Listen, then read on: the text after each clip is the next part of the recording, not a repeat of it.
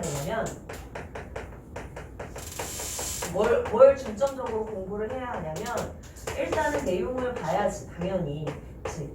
내용을 본다고 할 때는 너네가 어느 정도 이 지문의 내용을 그냥 달달달달 얘기할 수 있을 정도로 알아야 됩니다. 그러니까 문학 작품도 너네가 뭐 예를 들어서 우리 1학기 때 배웠던 것 중에 흰바람 벽이 있어. 지금 다 까먹었지. 지금 다 까먹었지만 시험 볼 때는 그랬잖아. 아, 흰바람 벽이 있어서 백석의 작품이고 거기에서 흰바람 벽은 무슨 기능을 하고 이런 거 다 공부했잖아. 그치? 그런 것처럼 독서도 지금 일리아드의 신화론 그러면 이거 일리아드가 신화가 중요하다라고 얘기했던 거였지? 왜 중요하다고 했더라? 이런 것들을 좀 계속 생각할 수 있어야 됩니다. 네. 빨리 앉아야지. 그치? 책 있는데 앉아야겠지? 오늘 다 했지? 좀 얘는 디테일하게. 왜냐면 너네 독서 시험이 그렇게 어렵지 않아요. 작년에도 그렇게 어렵지 않아서 너네 기말고사 때도 독점이 쏟아졌잖아. 작년에도 그랬거든? 작년에 2학기 독서 볼 때 100점이 시험 한 번 볼 때마다 거의 10명씩 나왔어. 1등을 받기가 힘들어요. 쉽지가 않아요. 특히 2학기 기말고사가 진짜 심했어. 15명, 16명 나왔어, 100점이. 등급이 안 나와요. 그러니까 내가 100점을 맞는다고 생각하고 공부를 하셔야 되거든요. 그렇게 하려면 이 내용을 제목을 그러니까 첫 문단만 봐도 이거 뭐가 중요했었어 이런 것들이 딱 생각날 수 있을 정도로 공부를 좀 하셔야 됩니다. 아마 범위를 꽤 많이 주실 거야. 지문이 한 15개 내외 이렇게 될 텐데 그러면 너네가 시험 보는 시간이 한 40분 정도라고 봐야 되잖아. 왜냐면 OMR도 써야 되고 막 이런 거 저런 거 빼면 40분에 45분이잖아. 그럼 이 사이에 너희가 15개, 16개 지문을 풀어야 되는 거야.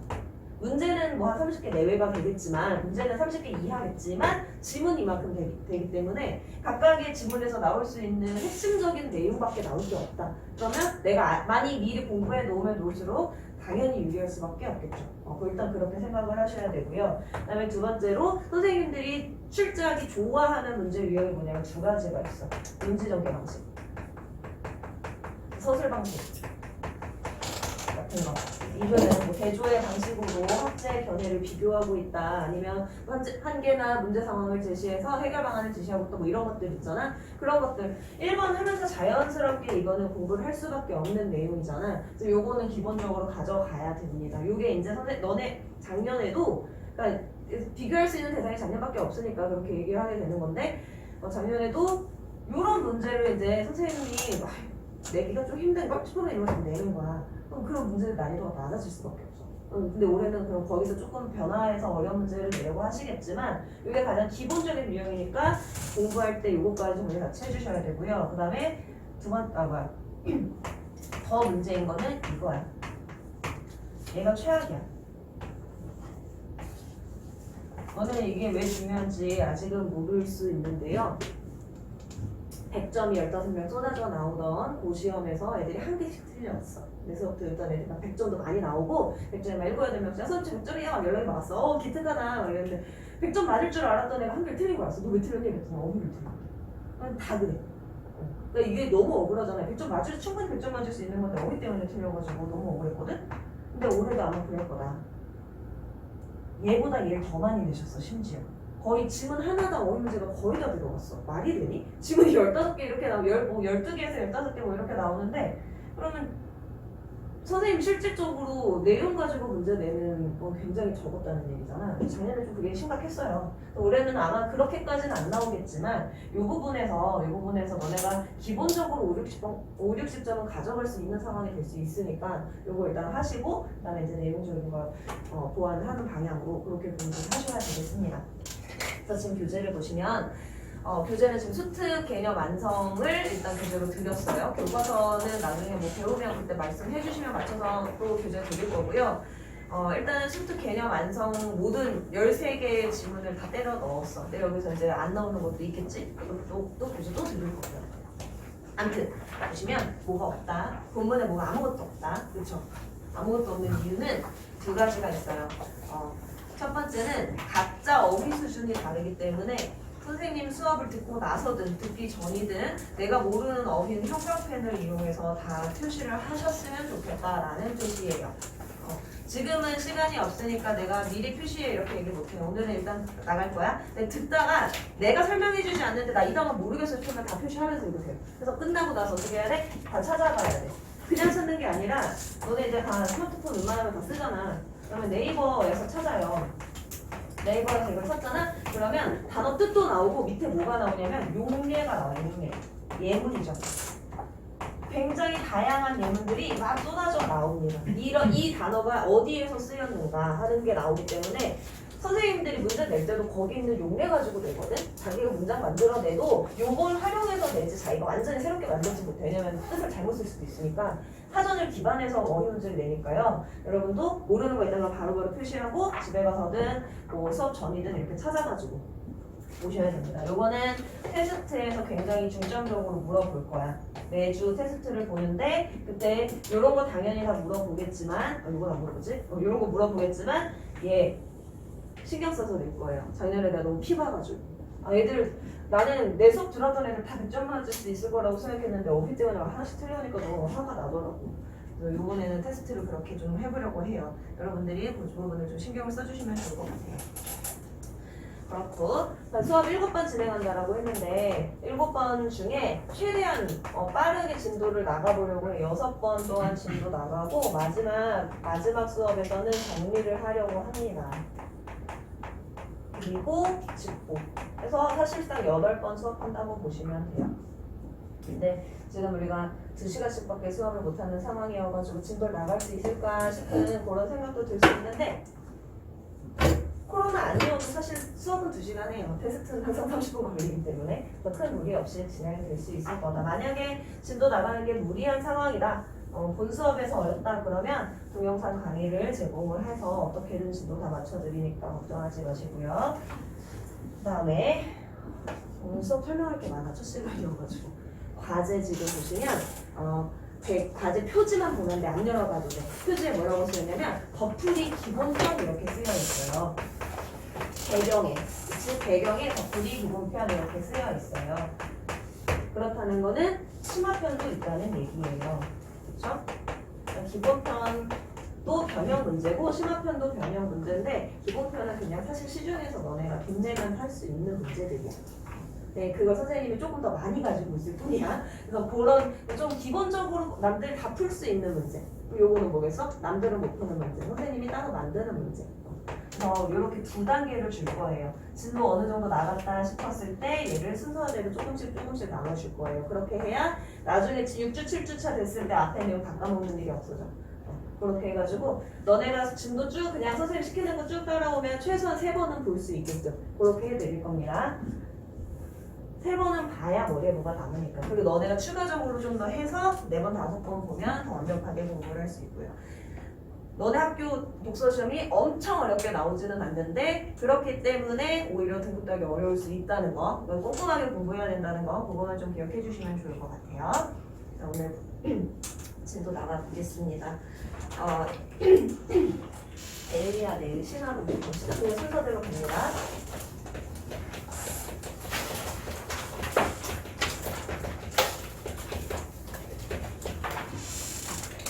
일단 문단 번호부터 좀 매겨봅시다. 그 앞에 한 칸씩 들어가는 그 자리에 1, 2, 3, 4, 5 이렇게 5개의 문단이 있다라는 거 표시를 좀 먼저 해주세요.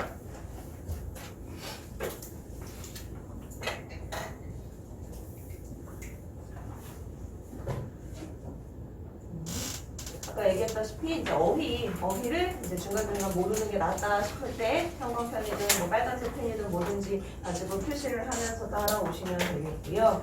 일단 전체적인 내용부터 확인해 봅시다. 자, 종교학의 토대를 세운 엘리아드는 인도 철학을 연구하며 아리안 문화의 신비화 전통을 계승하였다. 20세기 초 유럽은 인간이 주체가 되어 합리적이고 민주적인 진보를 이루어낼 수 있다는 믿음 속에 살아가던 시대였지만 엘리아드가 실제로 목격한 것은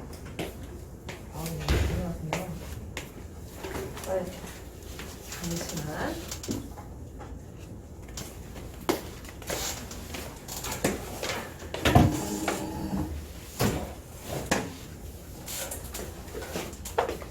관심이 집중돼서 부담스럽지. 빨리 와요.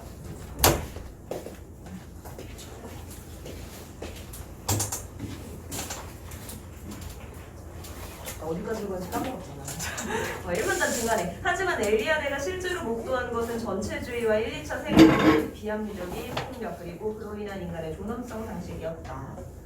여기까지 한번 정리를 해봅시다. 자, 여기까지 무슨 얘기를 하고 있냐면 일리아데라고 하는 사람이 원래 어떤 사람이냐면 인도 철학 연구한 사람이고 그리고 뭔가 신비한 것들에 관심을 가졌던 사람이다라는 것을 배경으로 해서 20세기 초 사회의 일반적인 경향과는 달리 이 사람만 가졌던 관점 이렇게 설명을 해 나가고 있어요. 그러니까 뭐냐면 20세기 초 유럽과 일리아데를 비교하는 거야.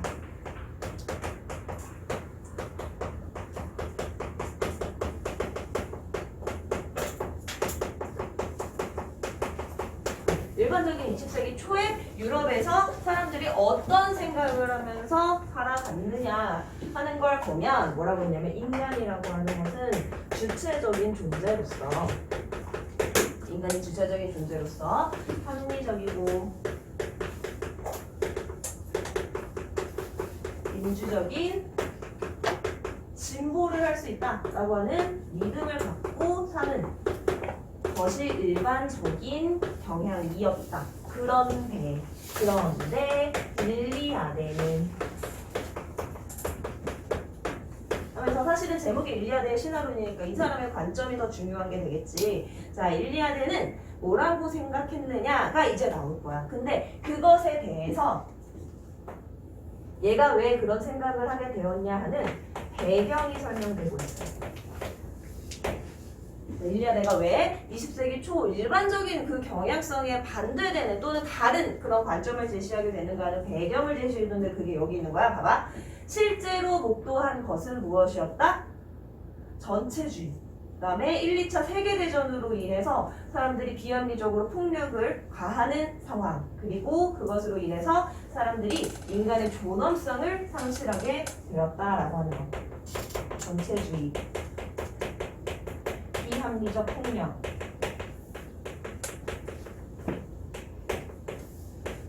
그 다음에 인간 존엄성 상실이라고 하는 것들을 어떻게 해서 일리아데가 실제로 보았다. 그러니까 실제 현실이야. 자, 정리하면 뭐냐면 20세기 초에 이렇게 생각했어. 사람은 합리적이고 민주적이어서 진보할 수 있어 라고 생각했어. 그런데 실제로는 그렇지 않았다. 정반대였다. 그래서 일리아데는 다른 생각을 하게 되었다. 이런 얘기를 하고 있어요. 자, 일리아데는 이와 같은 타락과 폭력, 요걸 뭐라고 정리한 거야? 타락과 폭력. 20세기 초의 사회는 타락과 폭력의 사회였다 라고 하는 그런 상황이 생긴 이유가 뭐냐, 신으로부터 멀어진 인간의 삶이 그 원인에 있다 라고 보았다. 자, 인간의 삶은 어떻게 되었다? 인간 주체가 합리적, 민주적 뭐 이런 얘기를 했는데 일리아데는 뭐라고 했어요? 인간이 신에서 멀어졌다.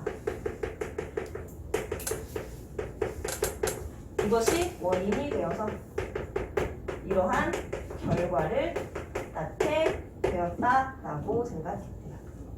자, 다시 말해 인간의 삶에서 신성이 제거되면서 신성함이죠. 신성함. 신에서 멀어졌다라는 거를 신성함이 없어졌다, 제거되었다라고 얘기를 한 거고요.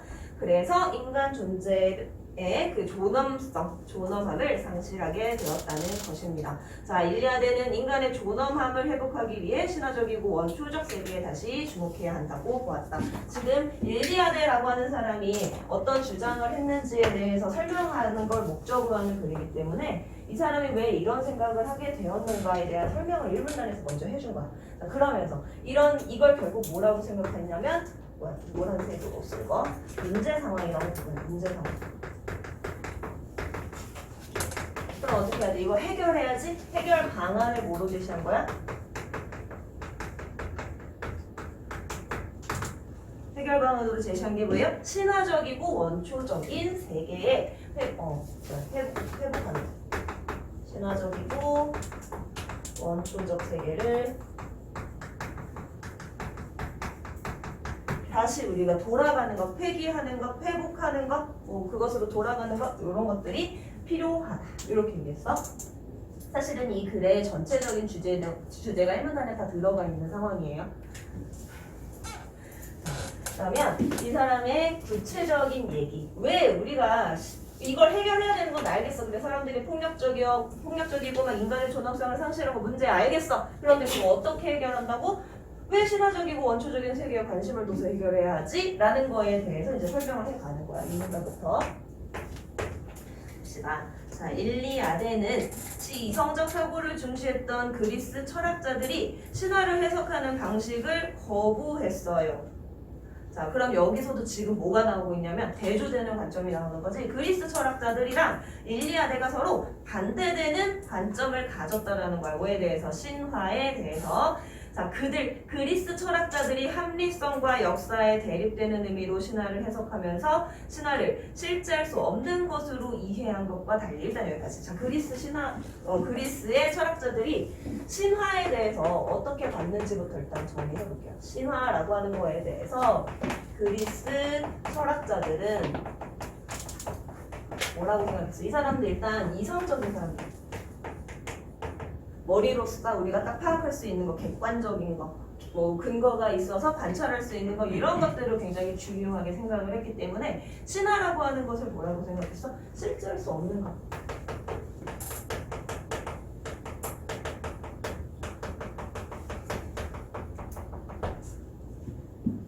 자, 그리스 사람들은 이성적이기 때문에 야 신화? 너네 머릿속에 그거 생각하면 돼. 주몽 신화 같은 거 하나씩 떠올리시면 돼요.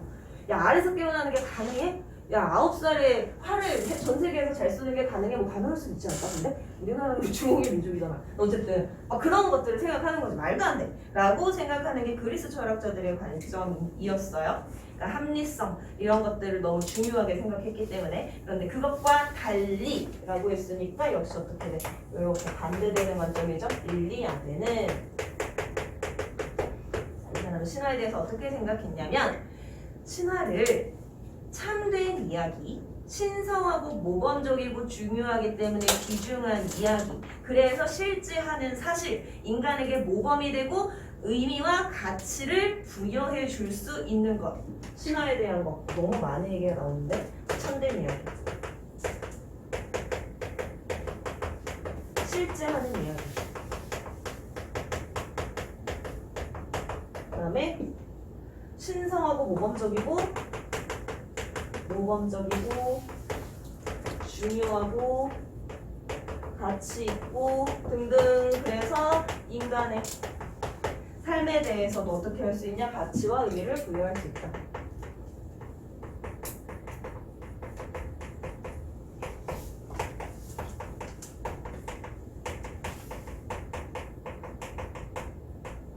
이렇게 봤어요. 일단 지금 내신에서 꼼꼼하게 정리를 하는데 일리아데하고 그리스 철학자들은 그러니까 전혀 다른 관점이라는 것을 알 수 있어요. 그런데 우리가 지금 내가 일리아데를 중심으로 설명하느라고 넘어간 게 있어. 뭐가 있냐면 자, 일리아데는 고대인들이 그랬듯이 라고 했어. 그래서 여기다가 이렇게 표시할 거예요. 고대인.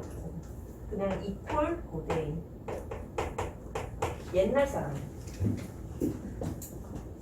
옛날 사람들은 신화를 굉장히 중요하고 가치 있고 모범이 되는 것이고 신성한 것이고 진짜 있는 것이고 이렇게 생각했었어.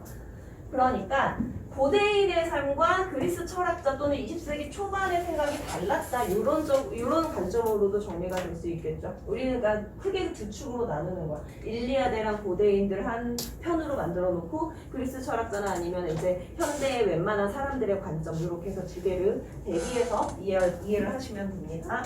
자, 일단 그래서 신화에 대해서 굉장히 중요하게 생각하는 일리아데의 관점을 봤어요. 자, 일리아데는 왜 그렇게 생각했느냐? 왜 이런 생각을 하게 되었느냐? 그게 이제 3문단에서 구체적으로 나오는데 보시면 자, 일리아데에 따르면 신화는 태초의 시간, 즉 신화적 시간에 발생했던 신성한 일들을 이야기하고 있다. 자, 태초의 시간이랑 신화적 시간은 같은 말이야.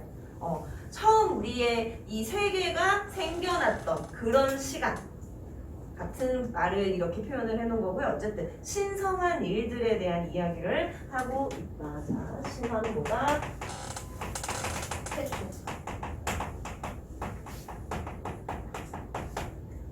태초의 시간은 신화적 시간이고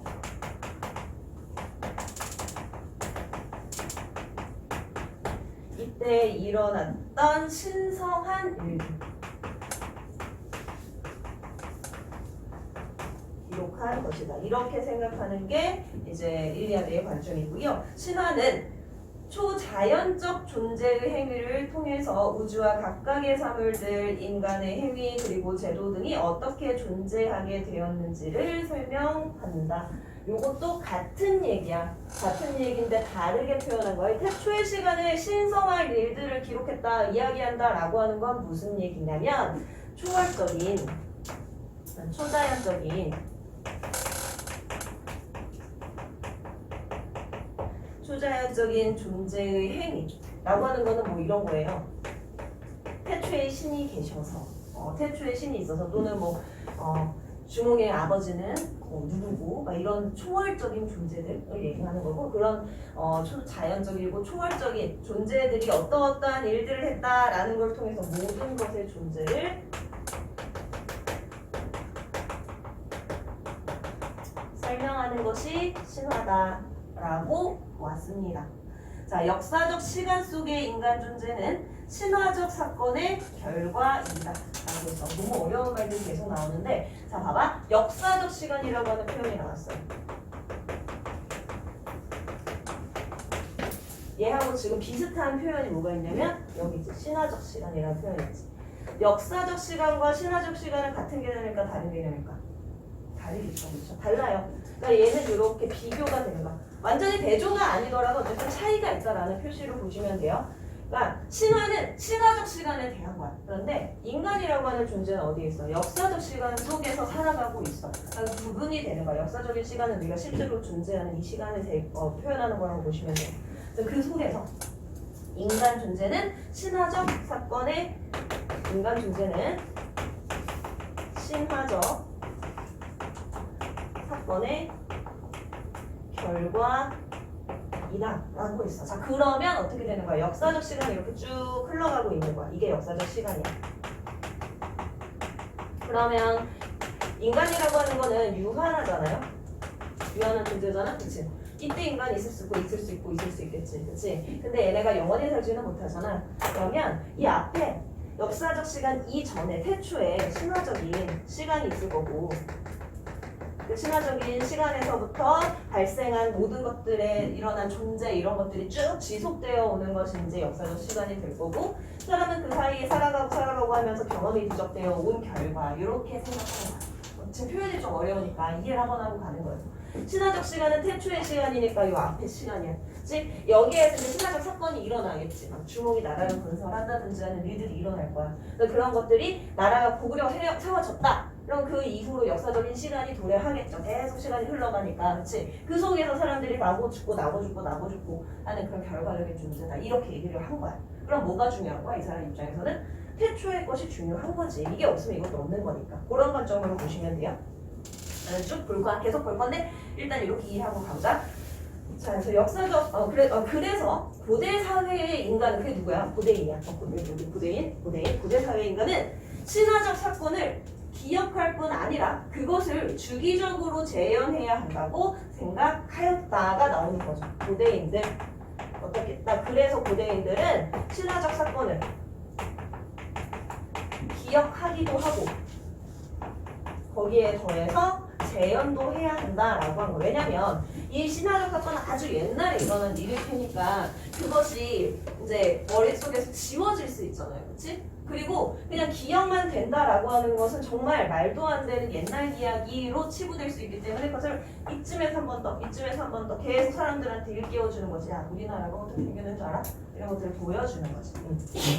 자, 그래서 이것은 인간의 삶 속에서 일어난 사건을 이회적 사건으로 받아들이는 현대인의 인식과 대조를 이룬다. 자, 이게 그럼 누구랑 대조라고? 현대인. 지금 이 글의 전체적인 구성에서 가장 두드러지는 특징이 뭐예요? 대조의 방식을 사용하는 거야. 왜냐면 굉장히 어려운 철학적인 개념을 얘기하고 있는 거야. 사실상 일리아데가 얘기하는 건 우리한테 정말 와닿지 않는 내용이기 때문에 우리한테 잘 설명해주고 싶어서 너네가 알만한 얘기를 자꾸 가져가서 비교를 해주는 거예요. 근데 현대인은 어때요? 어떻게 한다고? 사건을 이회적으로 받아들여.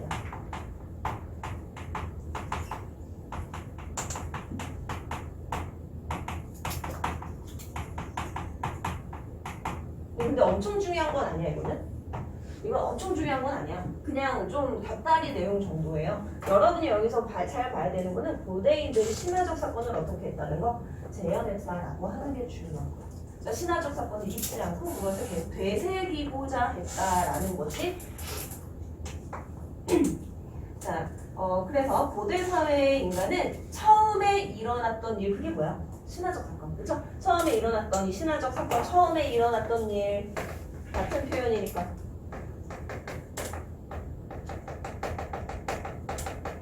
신화적 사건은 뭐 처음에 일어났던 일, 뭐 여기 써도 되고 어쨌든 자 그것을 어떻게 한다? 반복을 할 때 재현한다고 했는데 그걸 어떻게? 제의의 힘을 통해서 반복한다. 재현을 어떻게? 제의라고 하는 것을 통해서 제사 지내는 거야. 우리 주몽을 기리기 위해서 너는 주몽신앙 안 배워도 돼서 그 주몽신앙 얘기하네. 그 주몽신화에 곁달려서 내려오는 삼국사기에 내려오는 이야기가 막 그런 게 있어요. 주몽신화를 이제 후대에 고구려의 백성들이 막 이제 얘기를 할 거 아니야. 우리 나라가 고구려가 어떻게 생겼는지 아니? 우리 시조는 구주몽이라는 분인데 어릴 때부터 어마어마했어. 막 알서 태어나고 막 무슨 도나갈 때 자라들이 막 이 긴 물도 건너라고 좀 뭐지 막 이런 얘기 했다. 그러면 이제 애기들이 그 얘기 들으면서 무슨 생각을 하겠어? 고구려 짱. 너 고구려 사람이라서 너무 멋있어. 막 이런 생각을 하게 된단 말이야. 근데 그걸 애들이 계속 이어지게 하고 싶어가지고 나중에 가서는 고구려 주몽 신당을 차려요. 무당들이 제사 지내는 그런 거. 그래놓고 때 되면 계속 거기에 가가지고 절하고 제사 지내고 막 그런 것들을 했다는 기록이 있단 말이야. 무슨 나라에 난리가 났다 그럼 거기 가서 막 아이고 우리 시주님께서 우리를 보호해 주셨으면 좋겠습니다 이런 걸 한단 말이야. 그렇게 함으로써 어떻게 계속 그 힘을 유지하려고 했던 거. 이런 맥락으로 같이 보시면 돼요. 자, 어쨌든 우리언니 반복할 수 있었다 했고, 그다음에 그들은 제의 행위를 통해 신화를 살려냄으로써, 그치? 제의를 통해서 신화를 살려냈고, 그래서 세속적이고 연대기적인 시간, 즉 역사적 시간에서 벗어났다라고 했어. 그거 어디야? 여기 우리 역사적 시간 여기 써 있잖아. 이게 뭐라고? 세속적인 시간. 연대기적 시간. 그리고 그것에서 벗어난다라고 했으니까 아까 우리가 이렇게 표현한 거 맞는 거야. 대조되는 거 맞지? 얘는 신화적 시간은 우리가 추구하는 거야. 일리아드 입장에서 추구해야 될 거, 이건 벗어나야 될 것이니까 제의를 통해서 어떻게 할 수 있다? 이 세속적이고 역사적인 시간에서 벗어나서 원초적이고 무한히 회복 가능한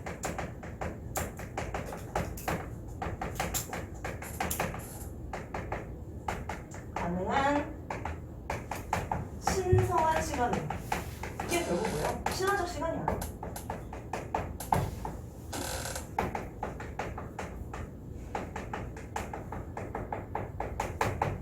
으로 들어갈 수 있어요. 자, 그럼 이제 이해가 좀 돼요? 어떤 맥락인지 알겠죠? 이 사람이 생각했던 건 이 신화적 시간이라고 하는 것이 중요한데 현대사회에서는 그것을 잊어가고 있다 보니 인간의 존엄성도 잃었고 사람들이 세속적인 그런 삶 속에 매몰되어 있어. 그러다 보니 타락하고 폭력을 저지르고 하는 거야. 그럼 우리가 이 문제를 해결하기 위해서는 우리가 잊었던 그 신화적인 시간으로 돌아가야 되는데 돌아가려면 어떻게 해야 돼? 제의를 통해서 돌아가야 돼. 이게 얘기예요. 되게 간단한 얘기인데 어렵게 하고 있어. 자, 일리아드는 현대인들도 신화에 대해서 고대 사회의 인간들과 마찬가지로 생각하고 그에 따라 행동해야 한다고 봤다. 자, 여기다 밑줄을 긋는다라고 한다면 그래서 물어봐. 이것의 의미는? 그럼 무슨 얘기야? 어떻게 하자고? 제의를 통해서 신화적 시간으로 돌아가자라고 이야기했다 이거예요. 자, 그다음에 4번. 그래서 제의의 필요성에 대해서 이야기한 거라고 보시면 돼요. 신화에 대해서 일리아드는 굉장히 중요하다고 생각했고 그래서 제의라고 하는 게 필요하다라고 얘기했고 자 또한 일리아드는 성과 속의 개념을 인간과 문화를 포괄할 수 있는 근원적 개념으로 보았다. 성속이라고 하는 것을 근원적 개념이다 이렇게 해서 성은 뭐고 속은 뭐야? 성은 성스러운 거, 속은 속된 거야. 그쵸? 그러면 성은 뭐하고 관련이 있겠니? 당연히 지금까지 우리가 배운 거에 따르면 신화하고 관련이 있겠지. 그치? 그 다음에 속은 뭐하고 관련이 있겠니? 역사적인 시간과 관련이 있겠지. 근데 이거는 그냥 내가 조그맣게 썼어요. 너네 쓰지 마요. 맞는지 아닌지 확인한 다음에 써. 이건 예측하면서 읽어보자 이거야. 우리가 지금까지 배운 게 있으니까. 그치? 근데 여기에 그랬잖아. 역사적 시간은 세속적 시간이라고 했으니까 아마 이렇게 대비되는 개념이지 않을까 하고 한번 생각해보자 이거야. 자, 어쨌든 가요. 일리아드에 의하면 인간은 성과 속이라는 전혀 다른 두 개의 실제가 공존하는 이중적 세계 속에 살고 있다. 네, 우리가 사는 이 세계에는 이 두 개가 완전히 어떤 하나만 있는 게 아니라 둘 다 있다라고는 봤어. 근데 모든 사물이나 인간의 행위가 자연적인, 즉 그 자체의 의미를 넘어서 어떤 초월적인 의미를 부여받았을 때 그것은 성스러운 속성을 지니게 된다라고 보았대요. 그러니까 성스러운 속성에 좀 더 집중을 해서 설명을 하는 거야. 그냥 성 이런 거 이게 성이야 성. 자, 이 성이라고 하는 것은 어떤 뭐 특정한 대상만 가질 수 있는 것이냐? 또 꼭 그런 것은 아니고 모든 사물 또는 인간의 행위가 대상이 될 수 있어. 근데 거기에 뭐가 부여되어야 하냐면 초월적 의미가 부여되면 발생해. 부여받을 때 생긴다. 성스러운 속성이라는 게 생긴다가 우리도 가능해. 초월적인 그런 뭐 성스러운 사람이 될 수 있어. 그런데 그게 이제 쉽지 않겠죠. 자, 예를 들어서 하나의 돌이 있어요. 주개가 있어요. 자, 근데 아무것도 아닌데 여기에다가 이제 신화적 행위를 기념하는. 예를 들어서 나중에 이제 먼 훗날에 여명 선생님이 뭐 학생이 한 10만 명쯤 되는 대강사가 됐다 치자. 그랬을 때 이 선생님이 썼던 이 지우개 박물관에 전시에 가능하단 말이야. 그럼 얘는 이제 대단한 애가 되는 거란 말이야. 그 얘기예요. 지금 그 얘기하고 있는 거야. 별거 아니었는데 그것이 나중에 뭔가 초월적이고 신화적인 의미를 부여받게 되면 그건 성스러운 게 된다. 자, 그러면 인간 행위, 사물은 그렇다 쳐. 야, 이 지우개 여기 선생님이 썼던 거에 그러면 성스럽게 만들 수 있다고 해. 그러면 인간의 행위는 비슷한 맥락이죠. 인간의 행위와 의미 역시, 의미와 가치 역시 자연적 육체적 조건이 아니라 원초적 행위를 재현하고 신화적 사건을 반복하면서 뭐 할 수 있는 거야? 성스럽게 될 수 있는 거야. 인간 행위의 경우는 특히 이 초월적 의미를 부여한다라고 하는 것에 대해서 이제 좀 더 설명을 하는 건데 뭐라고 했냐? 원초적 행위를 재현하고 그 다음에 신화적 사건을 반복하면 뭐가 될 수 있다는 거야? 성스러운 속성을 가질 수 있게 된다라는 거야. 그러니까 여기에서 말하는 이 초월적 의미를 부여하는 것의 구체적인 방법이라고 생각하시면 돼요. 인간 행위에 대해서. 그럼 다시 돌아가는 거지. 인간이 초원초적 행위를 재현하고 신화적 사건을 반복한다는 건 뭐야? 제의죠. 아까 했던 거야. 그렇죠? 그러니까 결국 이 사람은 이 제의라고 하는 것을 통해서 우리가 모든 문제를 해결할 수 있다. 이 얘기를 하고 있는 거야. 자, 고대인들은 어떤 존재에 의해서 이미 경험된 것이 아니면 그 어떤 행위도 의미 있는 것을 인정하지 않았다. 그러니까 고대인들은 뭐라고 생각했다는 거야? 이미 경험한 것만이 의미 있다라고 생각했다. 여기다 참고서나 고대인은 뭐라고 생각했다? 이미 경험한 것은 것만 의미 있다. 이렇게 생각을 했어. 그렇기 때문에 새로운 것보다는 이전에 우리의 조상들이 뭐 했는가? 신화적 시간, 또 과거의 시간에서 뭘 했는가? 이런 것들에 더 관심을 가졌던 거지. 그렇기 때문에 계속 제의를 한 거겠죠. 자, 따라서 그들의 삶은 이미 이전에 행해진 것, 신화적 시간에 창시된 행위를 계속해서 반복하는 것이었다. 당연하죠.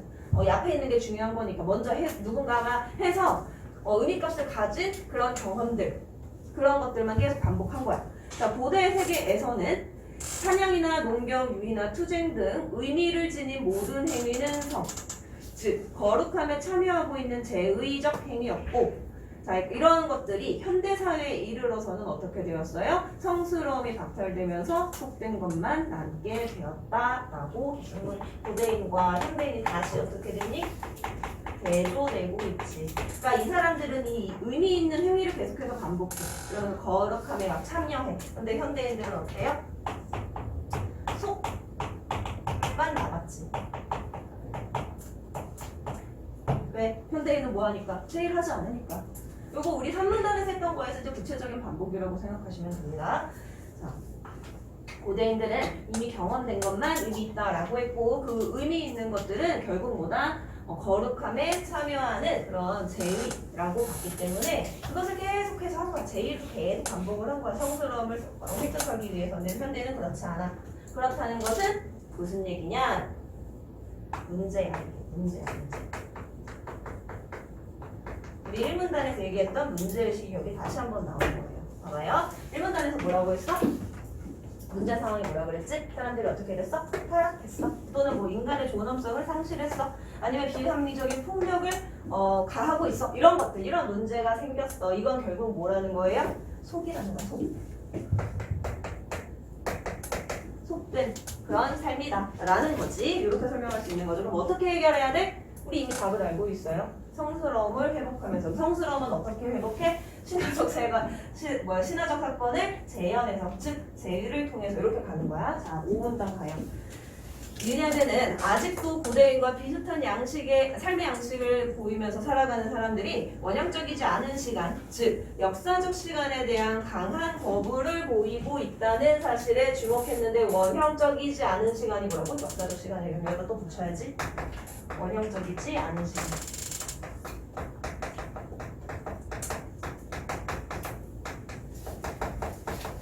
같은 시간인데 지금 표현이 계속 바뀌고 있으니까 이거 가지고 선생님들이 이제 헷갈리게 문제 낼 수 있어요. 역사적 시간하고 신화적 시간을 구분하셔야 되고 역사적 시간이랑 같은 의미로 쓰인 것들이 무엇인지 확인을 해야 돼요.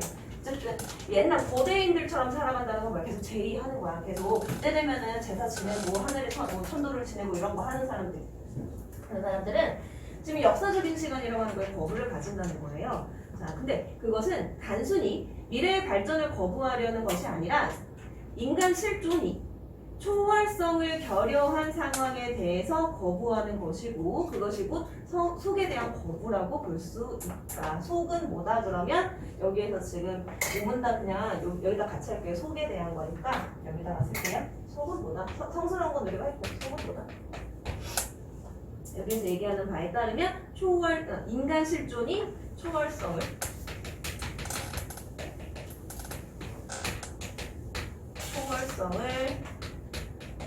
결여한 상태다. 이렇게 보는 게 이제 성속 개념이 완성되는 거고, 그래서 여기에서 말하는 현대사회의 문제, 속이라고 표현했다. 그러니까 현대사회는 어떤 사회다? 인간 실존이 초월성을 결여당한 상태다. 이렇게 볼 수도 있는 거죠. 그래서 제의를 통한 신화의 재현 속에서 시간은 정지되고 역사적 시간이 아닌 그 신화적 시간이 된다라는 거고 인간 삶이 갖는 혼돈이 사라지고 성스러움이 회복되고 태초의 시작이 다시 될 수 있다라고 얘기했어요. 이거 뭐 정리할 거 없지. 제의가 중요하다라는 얘기를 다시 한번 정리했습니다. 그러니까 이 사람이 주장하고 싶은 건 뭐야?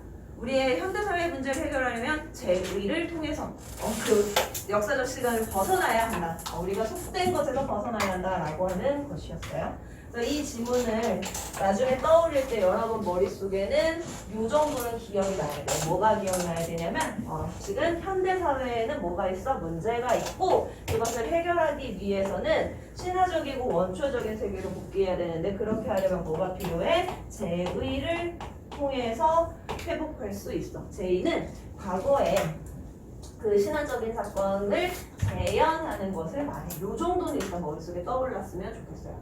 그치?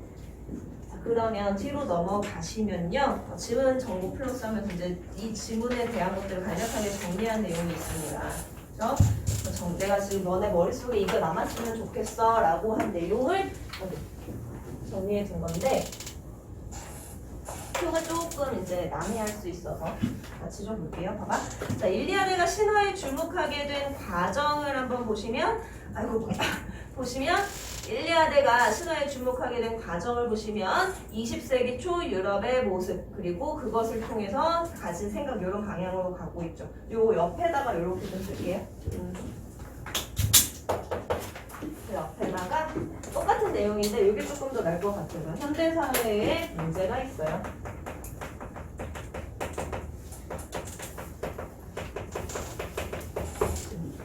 어떤 문제야? 인간이 존엄성을 상실했다라고 하는 그것을 우리는 속이라고 표현을 할 거야. 그렇지? 자, 그런 문제가 있어서 이것을 어떻게 해야 돼요? 해결해야 돼. 근데 그것을 일단 원인부터 파악해보자. 원인이 무엇이냐면 우리가 신성으로부터 멀어졌기 때문이지.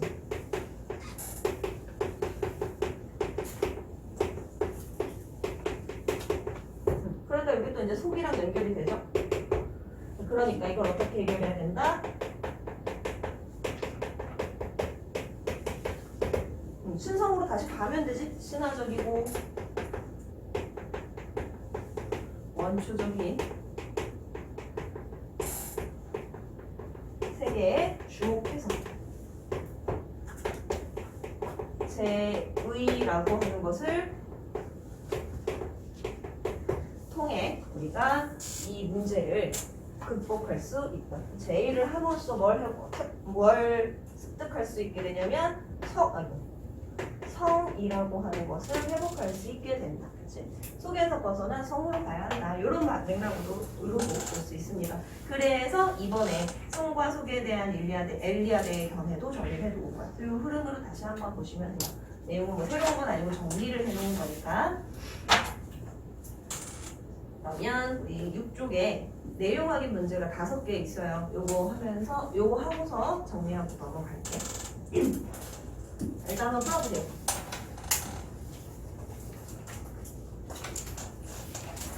아주 간단한 그냥 내용 확인이야 진짜. 6쪽에 있어요. 내용 확인 1, 2, 3, 4, 5번 단답형 문제가 있을 거야.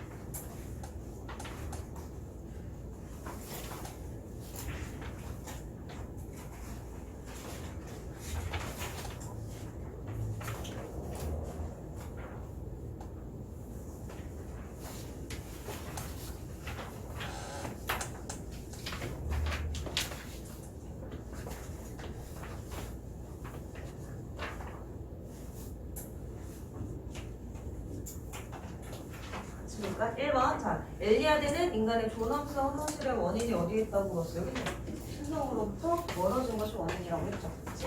성스러운 것 신성으로부터 멀어졌다. 신으로부터 멀어졌다. 신성으로부터 멀어졌다. 신화적 세계로부터 멀어졌다. 뭐 다 가능하지. 그래서 그렇게 바꾸다. 2번 엘리아드가 파악한 인간과 문화를 포괄할 수 있는 근원적인 개념은 그럼 뭐였냐? 근원적인 개념 성속이죠. 성속. 그러니까 성속이라고 하는 걸 통해서 인간의 삶에 대해 설명할 수 있는 거야. 그 다음에 3번 고대 세계에서 사냥이나 농경, 유희, 투쟁 등의 의미를 지닌 모든 행위를 뭐라고 하냐면 여기에서 이제 의미 있는 행위 하면서 설명했던 건데 제의적 행위. 제의하는 것이 중요하잖아. 그것이 의미 있는 행위. 제의로서의 성격을 갖는 모든 행위. 이렇게 생각하시면 되고요. 4번 엘리아드는 태초의 시간에 발생했던 신성한 일들에 대한 이야기를 뭐라고 불렀어요? 신성한 일들에 대한 이야기. 신화. 신화라고 불렀고, 5번 어떤 행위에서 성스러움이 박탈되고 남은 거 보겠어요? 속이겠죠. 그렇지? 이렇게 해서 기본적인 내용들이고요. 요것들을 이제 아까 봤던 요 구조하고 복합시켜서 여러분들이 정리를 하시면 되겠고요. 혹시 학교에서 요거 문제도 풀어요? 지문만의 문제도 풀어? 풀었어?